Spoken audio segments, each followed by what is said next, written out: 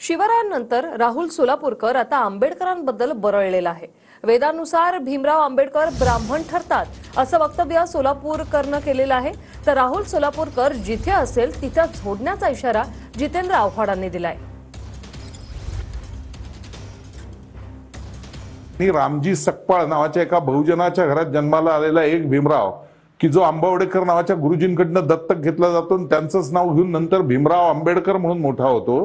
त्यांनी प्रचंड अभ्यास केल्यामुळे वेदांमध्ये जसं म्हणलेलं आहे स ब्रह्म जानयती ती ब्राह्मणः, म्हणजे अभ्यास करून सगळं तो मोठं झालेला आहे, तसं त्या अर्थाने भीमराव आंबेडकर ब्राह्मण ठरतात वेदांमध्ये।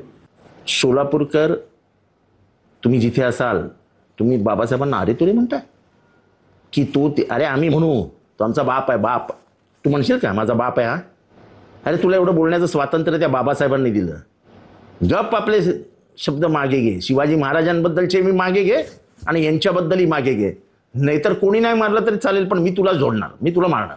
देवेंद्र फडणवीस यांना मागणी करत आहे की याच्यावर तात्काळ कायदेशीर कारवाई करून याला अटक करा।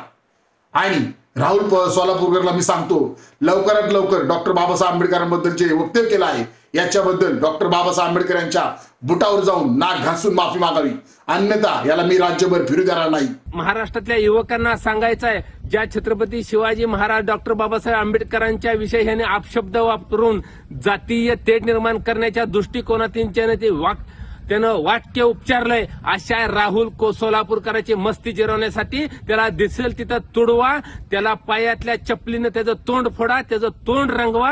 जी पण कुणी त्याला पायातली चप्पल काढून मारेल अशा माझ्याकडून अशा व्यक्तीला 1 लाखाचं आज बक्षीस जाहीर करतोय। राहुल सोलापूरकरची जीभ जो छाटून आणेल त्याला 50 लाख रुपयाचं बक्षीस देऊ असं सुद्धा या ठिकाणी जाहीर करू। तुम्ही अटक करा, अन्यथा राज्यभर याचे पडसाद उमटल्याशिवाय राहणार नाहीत। आम्ही काही सहन करू पण आमचा बाप डॉक्टर बाबासाहेब आंबेडकरांची विटंबना आम्ही खपवून घेणार नाही। राहुल सोलापूरकरला तात्काळ अटक झाली पाहिजे ही ऑल इंडिया पॅन्थर सेनेची मागणी। तर राहुल सोलापूरकरनी आता मला असं वाटतं की ऐतिहासिक बाबींवर बोलणंच टाळलं पाहिजे असं मला आता वाटतं। राहुल सोलापूरकर मी देखील त्यांना चांगलं ओळखतो, कलाकार म्हणून ते ज्येष्ठ आहेत, त्यांचा इतिहासावर अभ्यास आहे, परंतु त्यांची छत्रपती शिवाजी महाराजांच्या बाबतीतली आग्र्याची सुटका ती देखील मी मुलाखत बघितली। आणि आज जर ते भारतरत्न डॉक्टर बाबासाहेब आंबेडकरांबद्दल काहीतरी बोलले असतील तर माझी त्यांना विनंती आहे मित्र म्हणून की त्यांनी आता इतिहासावर बोलणं टाळावं, कारण इतिहासाचा वेगळा उपयोग बोलण्यातनं ते जर करत असतील तर ते चुकीचं आहे आणि त्याच्यामुळं कायदा आणि सुव्यवस्था बिघडू शकते।